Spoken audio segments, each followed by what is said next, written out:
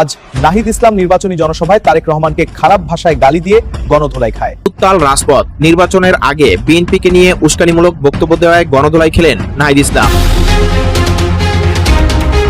এদিকে আজ নাহিদ ইসলাম তারেক রহমানকে সভামঞ্চে গালি দিয়ে কঠিন তুপের মুখে পড়েছে।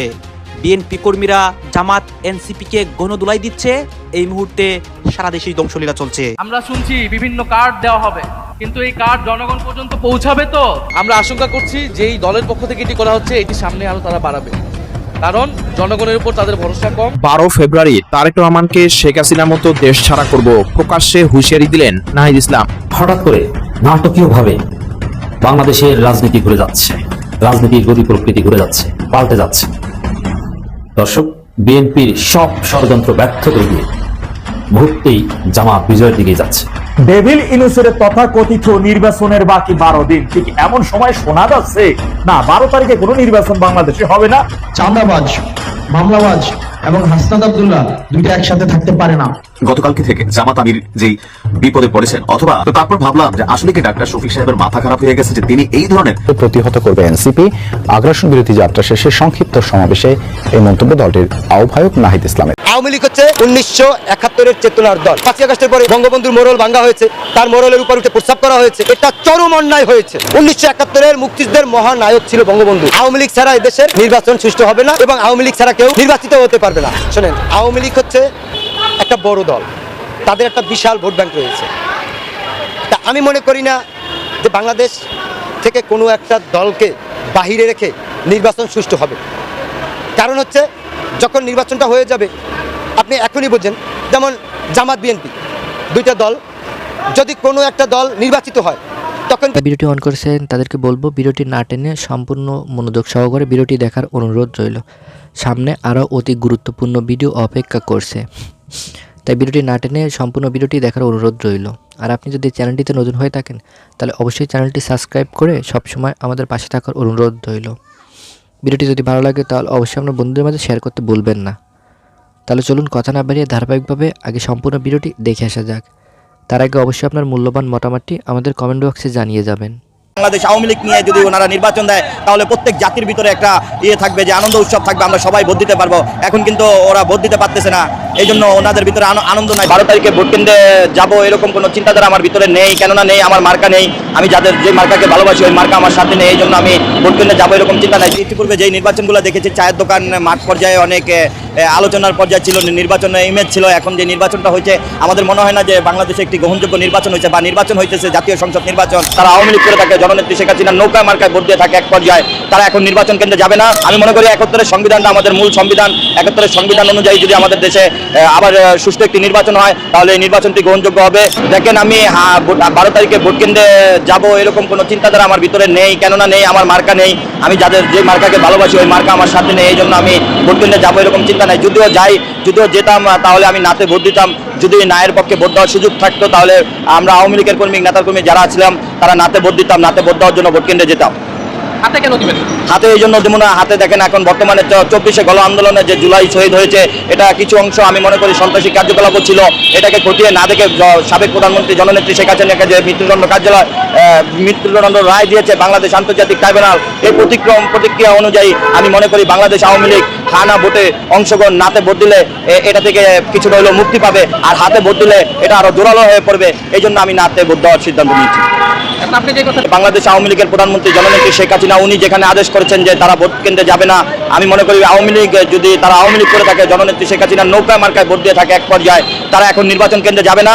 তারা সারা বাংলাদেশকে জানিয়ে দেবে, তাদের কর্মীকে বলে দেবে, নেতাদেরকে বলে দেবে আমরা ভোট কেন্দ্রে যাবো না, ভোট থেকে স্থগিত নিলাম। যদি কেউ ভোট কেন্দ্রে যায়, তারা ভোট কেন্দ্রে যেয়ে তাদের আমি মনে করি তারা যদি ভোট কেন্দ্রে যায়, যাওয়ার পরে 71-এর সংবিধানের দিকে চেষ্টা করবে যে যদি কোনো দল থাকে ওই দলকে ভোট দেওয়ার জন্য। আমি না বলবো না কাউকে ভোট দেওয়ার জন্য।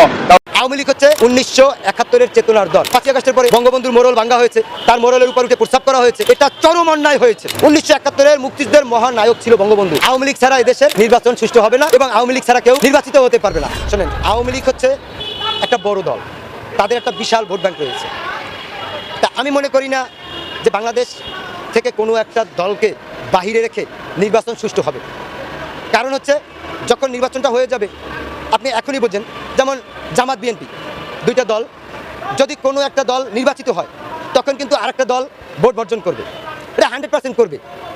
যদি জামাত নির্বাচিত হয় বিএনপি ভোট বর্জন করবে, যদি বিএনপি নির্বাচিত হয় তাহলে জামাত ভোট বর্জন করবে, তার সাথে অ্যাড হবে আওয়ামী লীগ। কারণ তার গণতান্ত্রিক অধিকার আছে নির্বাচন করার, কারণ জনগণ তো তারই করে নাই। একটা মেটিকুলার ডিজাইনের মাধ্যমে তাকে অভ্যুত্থান করানো হয়েছে, কিন্তু তার যে ভোট ব্যাংক এখনও রয়ে গেছে, তার জনসমর্থন এখনও রয়ে গেছে। কারণ আওয়ামী লীগ হচ্ছে 1971-এর চেতনার দল, বঙ্গবন্ধুর চেতনার দল। এখন আমরা দেখেছি 5ই আগস্টের পরে বঙ্গবন্ধুর মোড়ল ভাঙ্গা হয়েছে, তার মোড়লের উপর উঠে প্রস্তাব করা হয়েছে। এটা চরম অন্যায় হয়েছে, চরম অন্যায় হয়েছে। কারণ 1971-এর মুক্তিযুদ্ধের মহানায়ক ছিল বঙ্গবন্ধু। এটা শুধু হাসিনা একলা বলে নাই, দেশনেত্রী বেগম খালেদা জিয়া বলেছে, পল্লীবন্ধু এরশাদ বলেছে, জিয়াউর রহমান সাহেব বলেছে, অন্যান্য দল বলেছে, এবং জামাতের আমি শফিকুর রহমান সাহেব বলেছে, আল্লামা দেলোয়ার হোসেন সাইদি সাহেব বলেছে, স্বাধীনতার স্থপতি বঙ্গবন্ধু। এটা সবাই স্বীকার করেছে। কিন্তু 24শে জুলাইয়ের পরে কিছু নব্য রাজাকার তারা বলেছে বঙ্গবন্ধু মুক্তিযুদ্ধ করে নাই। তারা যেভাবে বঙ্গবন্ধুকে অপমান করেছে, এজন্য এখন আমি মনে করি আওয়ামী লীগের আরও দ্বিগুণ সমর্থন হয়েছে, আরও দ্বিগুণ কর্মী হয়েছে গোপনে গোপনে। 5ই আগস্টের পরে আওয়ামী লীগের নাম শুনলেই মনে হইতো যে তাদের ভিতরে জ্বালা উঠে গেছে। যদি একটা রিক্সাওয়ালা, আপনি গতকালকের ঘটনা, এই প্রেস ক্লাবের সামনে একটা রিক্সাওয়ালা আওয়ামী লীগের কথা বলেছে, তাকে এখান থেকে কলার ধরে টেনে হিস্ট্রি নিয়ে যাওয়া হয়েছে। এই মব সৃষ্টি যে করেছে 5ই আগস্টের পরে, মামলা হামলা দিয়েছে, তাহলে এখন কেন তাদের ভোট লাগবে? কারণ তারা বুঝে গেছে যে আওয়ামী লীগ ছাড়া এদেশের নির্বাচন সুষ্ঠু হবে না, এবং আওয়ামী লীগ ছাড়া কেউ নির্বাচিত হতে পারবে না। আওয়ামী লীগের ভোট জামাতেরও লাগবে, বিএনপিরও লাগবে, এনসিপিরও লাগবে, অন্যান্য দলের সবার লাগবে। আমরা এখন শুনি যে আওয়ামী লীগের সকল মামলা তুলে নেবে। আমরা জামাতকেও বলতে শুনি, বিএনপিকেও বলতে শুনি, এনসিপিকেও বলতে শুনি। তাইলে ভাই আপনারা 5ই আগস্টের পরে কেন বলেন নাই যে যারা সাধারণ আওয়ামী লীগ করেছে, যারা দুর্নীতি করে নাই, যারা খারাপ বা ক্ষমতার অপব্যবহার করে নাই, তাদেরকে আমরা সাধারণ ক্ষমা করে দিলাম, আপনারা আমাদের সাথে থেকে আমাদের কাঁধে কাঁধ মিলিয়ে চলেন। সেইটা না করে আমি দেখেছি জমি নিয়ে একজনের সাথে গ্যাঞ্জাম আছে, তাকে এই আওয়ামী লীগের তকমা দিয়ে মামলা দেওয়া হয়েছে, কাউকে হত্যা করা হয়েছে, কাউকে পিটিয়ে হাত পাও ভেঙে দেওয়া হয়েছে।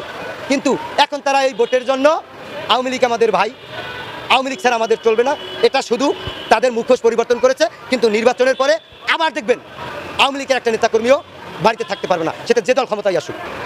হ্যাঁ ভোট না ভোট, হ্যাঁ ভোট না ভোট, আমি আগেই বলেছি দুইটা অপশন। অন্তর্বর্তীকালীন সরকারের যদি সেই ইচ্ছাই থাকতো, তাহলে অন্তর্বর্তীকালীন সরকার নিজে হ্যাভোটের প্রচারণা চালাইতো না। কারণ এই হ্যাভোটের তার স্বার্থ আছে, যে স্বার্থই থাক। এখন তার মনের ভিতরে কি, এটা কিন্তু আমরা জানি না। একটি কথিত অন্তর্বর্তী সরকার, যার কাজ ছিল নির্বাচন আয়োজন এবং শান্তিপূর্ণ ক্ষমতা হস্তান্তর, তারা মেয়াদের শেষ প্রান্তে এসে এমন সব দীর্ঘমেয়াদী সিদ্ধান্ত নিচ্ছে যা পরবর্তী নির্বাচিত সরকার চাইলে ফিরিয়েও আনতে পারবে না। বন্দরের মতো কৌশলগত সম্পদ বিদেশি প্রতিষ্ঠানের হাতে তুলে দেওয়ার সিদ্ধান্ত সেই প্রবণতার সবচেয়ে নগ্ন উদাহরণ। এখানে শুধু সিদ্ধান্ত নয়, সিদ্ধান্ত নেওয়ার পদ্ধতিটা প্রশ্নবিদ্ধ। কোনো উন্মুক্ত দরপত্র নেই, কোনো প্রতিযোগিতামূলক বিডিং নেই, কোনো সংসদীয় বা জন আলোচনা নেই। রাষ্ট্রের সবচেয়ে মূল্যবান সম্পদের ক্ষেত্রে যে ন্যূনতম স্বচ্ছতা থাকা উচিত, তার ধারের কাছে ওই প্রক্রিয়া যায়নি। আরো উদ্বেগজনক হলো, যারা এই সিদ্ধান্তের বিরুদ্ধে প্রশ্ন তুলছে, বন্দর কর্মচারী, সংশ্লিষ্ট পেশাজীবী, তাদের মুখ বন্ধ করার প্রশাসনিক তৎপরতা, অফিস আদেশ, শৃঙ্খলা ভঙ্গের অভিযোগ, চাকরি বিধিমালার ভয় দেখানো, এসবের লক্ষ্য কিন্তু স্পষ্ট। বিতর্ক দমন করা, আলোচনা বন্ধ করা, আর সময়ের আগে চুক্তি চূড়ান্ত করা। এটি একটি সুপরিচিত কৌশল। সেই অবস্থায় দাঁড়িয়ে এই প্রশ্নটি প্রকট হয়ে উঠছে যে কথিত সংস্কার এবং পরিবর্তনের স্লোগান তুলে ক্ষমতায় আসা অন্তর্বর্তী সরকার আদতে কাদের স্বার্থ রক্ষা করছে? 2024 সালের আগস্টে যে নাটকীয় পরিস্থিতির মধ্য দিয়ে বা যে ভয়ঙ্কর পরিস্থিতির মধ্য দিয়ে ডক্টর ইউনূস ক্ষমতা দখল করেন, তার পেছনের চালিকা শক্তি এবং তাদের গোপন এজেন্ডাগুলো এখন দিনের আলোর মতো স্পষ্ট হতে শুরু করেছে। ক্ষমতার শুরুতেই যে আশঙ্কা